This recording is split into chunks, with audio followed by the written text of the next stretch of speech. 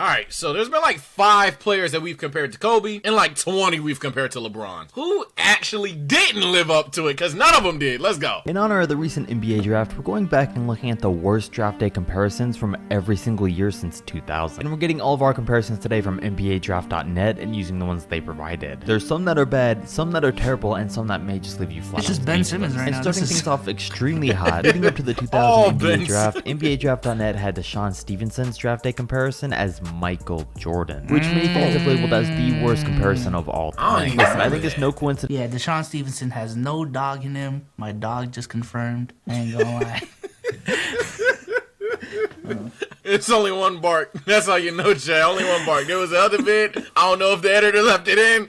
Someone did something crazy. I think it was Giannis. Giannis did something crazy. Dog going crazy. I'm like, got that dog in him. But I heard bro bark once. Yeah, hell nah. How do you feel about just these draft day comparisons in general? Because some might make the argument that like the names they're comparing to is strictly from a play style perspective. Like when Draft.net put this as a comparison, I don't know if it's like, all right, he's the next Jordan, or just from his play style, he plays like Jordan. We're in a very analytical era of everything, not even just sports. Everything you got to say, you got to kind of like walk on glass. Otherwise, you're triggering people. I do think that this is a scary game that the NBA plays all the time when you're comparing a second rounder. I mean, granted, Deshaun wasn't, but I'm just saying. Like a second rounder, it's like a perennial all-star, let alone number 1 picks to like Michael Jordan.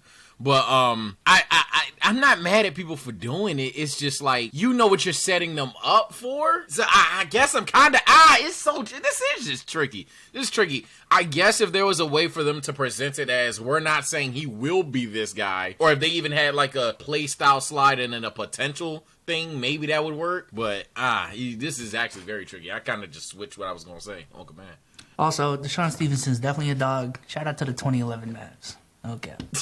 Jesus Christ. Before I get shit in the comments. That Deshaun was also then taken with a 23rd overall pick that year, but that's the only connection these two have. Like, I get it, he idolized Kobe and modeled his game after him, but he was coming into the league at a high school. Shit, I did too. Not only did they compare someone to MJ, but they compared a high school kid. Then he went and averaged 11, 3, and 1 in his best season, mostly being known as a role player and a decent defender. Apparently, what they saw in him early on was that he was a great dunker and an extremely gifted athlete who was an advanced scorer for his age. But obviously, there wasn't that much upside. In 2001, we keep things rolling and it stays bad, and Eddie Curry was another player scouted and drafted out of high school. Well, he went 4th overall thanks to his comparison. Yeah, I'm about to say. Oh God. 300-pound high school kid, so of course he dominated all the other kids, and that was enough for scouts to say that he would be like Shaq and that would carry over to the league. Honestly, he was a solid center for a couple years, but definitely no Shaq, and it was just a cheap comparison to make. Also in 2001, Kwame Brown was coming into the NBA, and scouts had him as a cross between Karl Malone and Chris Webber. So basically the size of Malone with the versatility of Chris, which as we know didn't happen at all, and that was 2 top 4 picks this year picked based solely off their size. Now 2002 is full of some of the most terrible picks imaginable, so I'll run through these a little quicker. Yao Ming, the 7'6" first overall pick, was compared to Rick Smits. I feel like this was just based on Rick being the only fitting player based on his size. DeJuan Wagner was decent in high school and college, while his NBA career ended because of injuries after only 100 games. He still should have never been compared to Allen Iverson. Okay, that's nasty. Alright, that's nasty. At all looking back, seeing that it was Ben Wallace, and they just keep going downhill. We all remember Nene, Ben Wallace? Traditional power.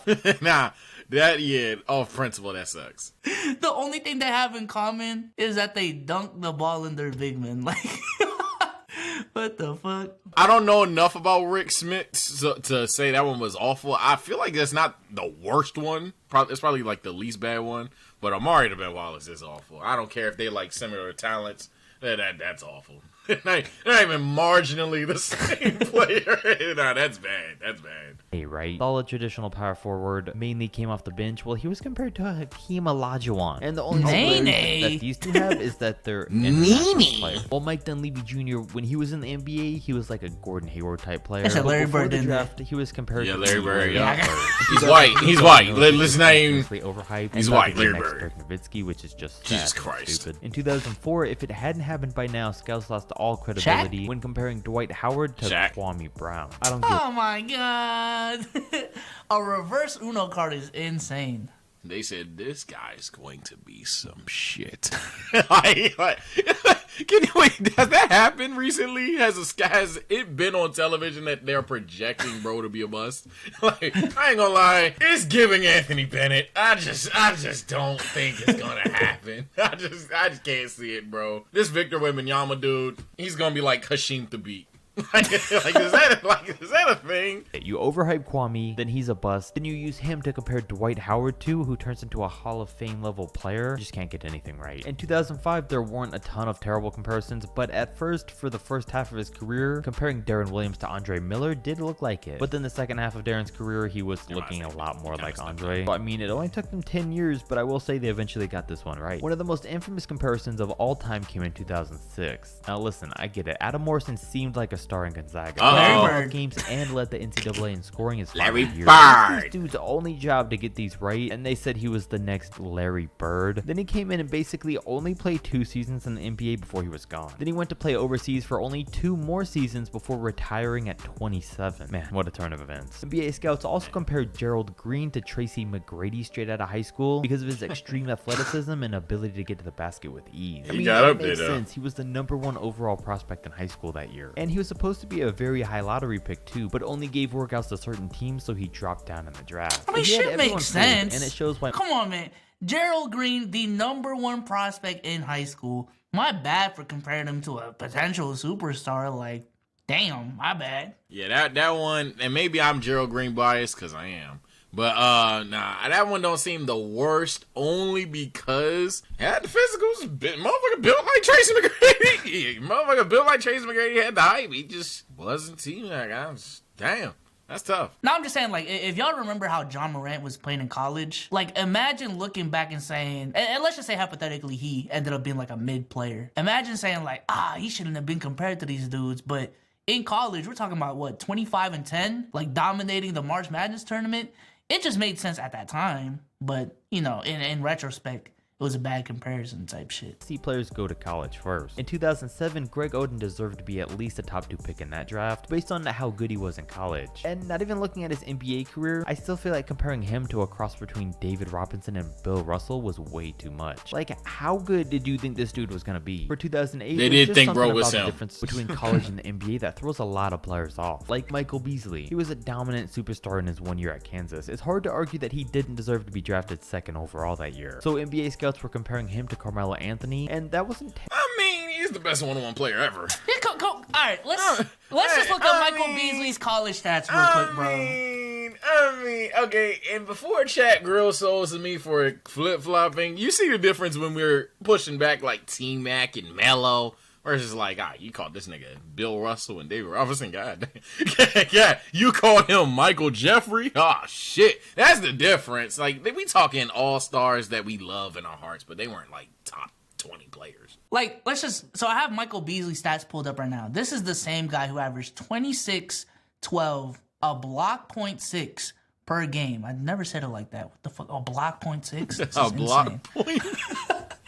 Shot 53% from the field, 38% from 3, and 77% from the line for the nerds. 61% true shooting. I like that stat. So this guy coming out of college ended up being a 2nd overall pick. Mind you, he was a freshman putting up those numbers. I just don't see how it's crazy to compare that guy to Carmelo Anthony. Now, did he pan out to be Carmelo Anthony or even a player close to him?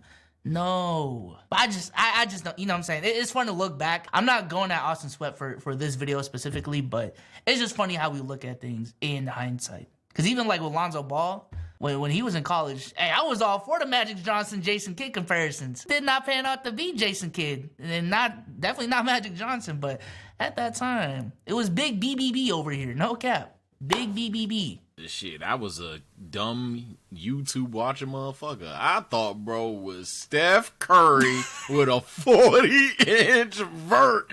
I was like, are we getting him? GG's. Damn.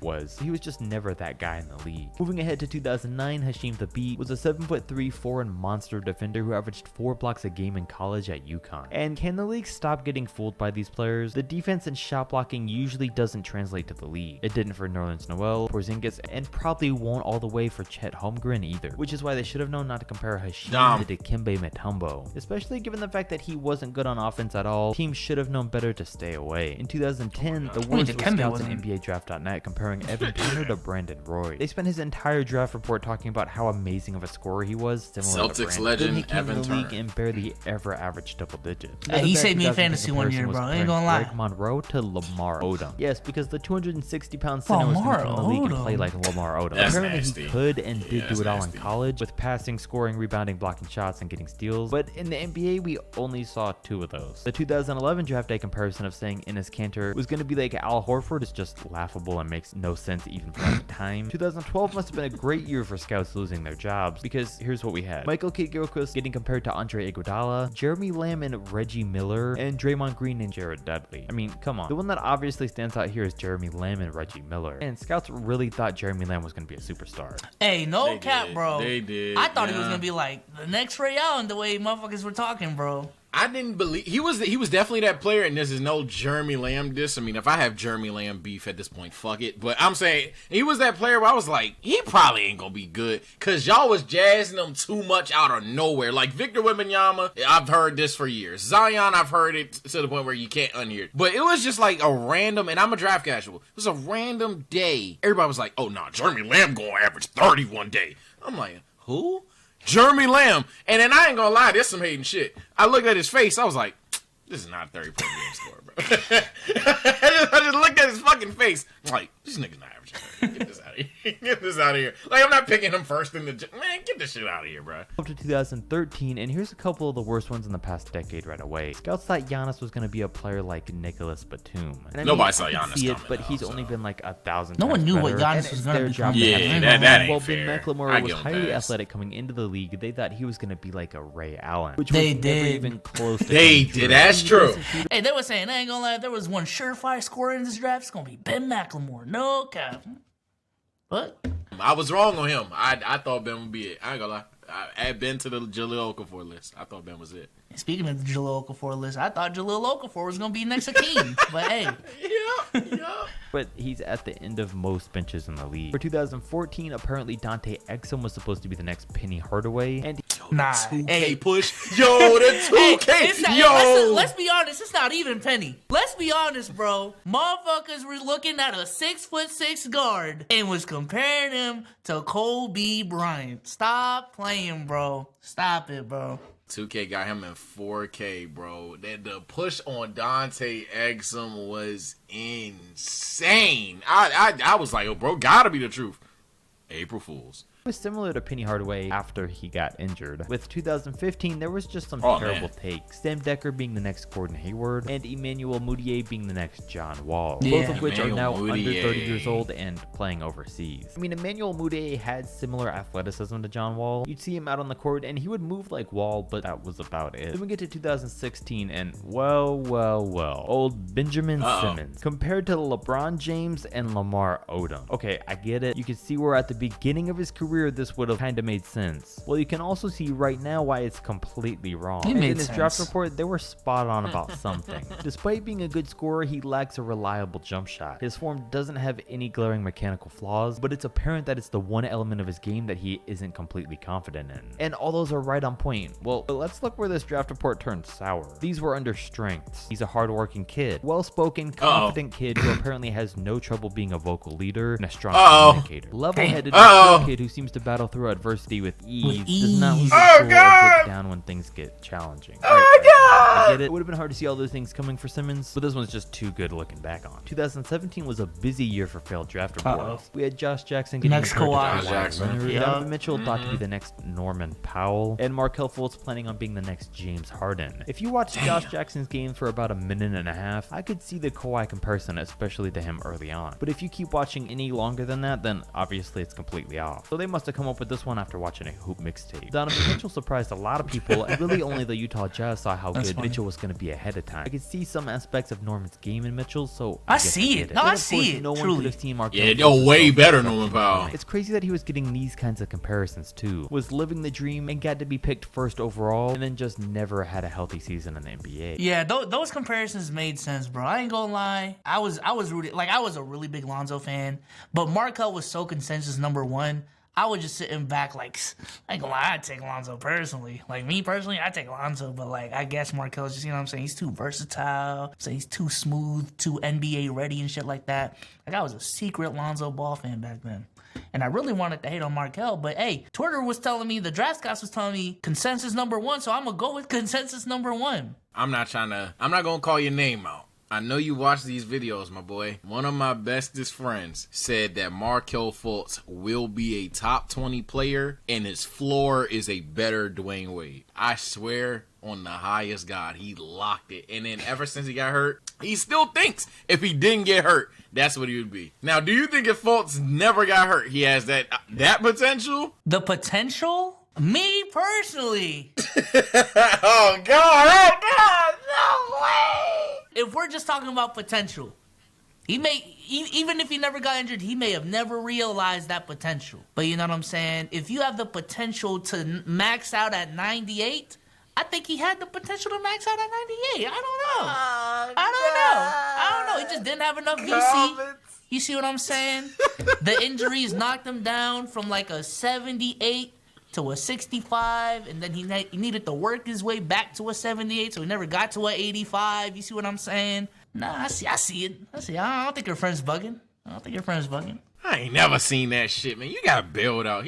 Saul's just doing it to look out. You gotta build out. Could still become a great player one day, but he'll never be first overall pick, college level Markelle Fultz again. 2018 was a little interesting. Mo Bamba was another guy that was thought to be a potential big star and a great defender. So much so that he was compared to Rudy Gobert. And he started to go the other route. Listen, this comparison was pretty off, but I do get it. And the fact that Mo shot 40% from 3 this year is something to really keep your eyes on. If he keeps progressing like this, he could start making some noise. Then of course the infamous one in 2018, Luka Doncic was compared to both Hedo Turkoglu and Tony Kukoc. People thought Tony Kukoc is crazy. That just had good handles. Well, a better comparison now would have been a cross between Larry Bird and LeBron James. Of course, he's not that good, but he has that type of style, especially as a point guard. And him coming into the league was weird. There was a lot of people saying that he'd be pretty good, but he's coming from overseas, so they didn't know too much. And then there were... Yeah, that was me. I ain't gonna lie. Hands up. If there was one, like, xenophobic moment I had, and I'm not xenophobic, but I'm just saying...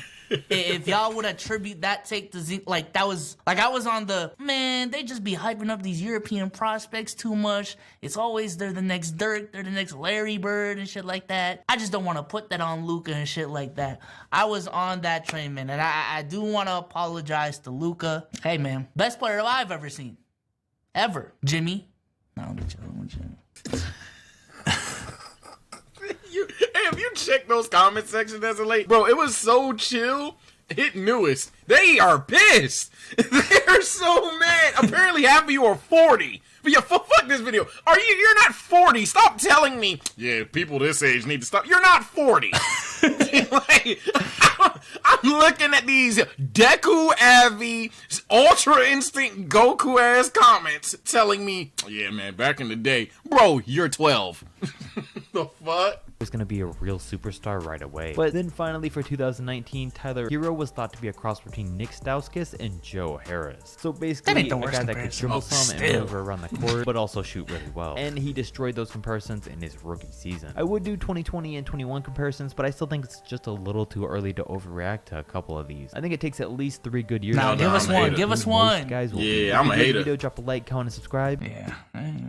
Who's one from the 2012 draft? 2020. Yeah, I'm about to say, yeah, so time, and I'm about to say, shit. Yeah, who did they compare James Wiseman to? Hassan Whiteside. Okay, that's not bad. Yeah. Okay, fine. Who did they compare AE to? D Wade. Okay, that ain't bad. Okay. That ain't bad. Do a Killian Hayes. Killian Hayes. Kirk Heinrich, Spencer Dinwiddie. That ain't bad. Yo, what the fuck? This guy's got good at the game. Okay. Hey, who they compare Denny Avdija to? Yo, why are these comparisons actually good? What the fuck? Like, relatively speaking. Damn. All right, they tarting shit. I'm a real hater. 2021 draft. That's getting annoying. Hey, you know what I think they did, bro? They're like, all right, we've learned from the past. Let's just lowball the fuck out of these fuckers, man. I ain't gonna lie. Hey, they did that for everybody except Jalen Suggs, calling my man Jason Kidd. There we go. Hey, Jason Kidd. Jason Kidd, really? Shout out Jalen Suggs. We are looking to hate. Listen, man, if you guys like this video, go ahead and watch this video on the screen right there. And we'll catch you on the next one, man. Shout out to the geezers in the comment section. Peace out, man. Go to bed, old man.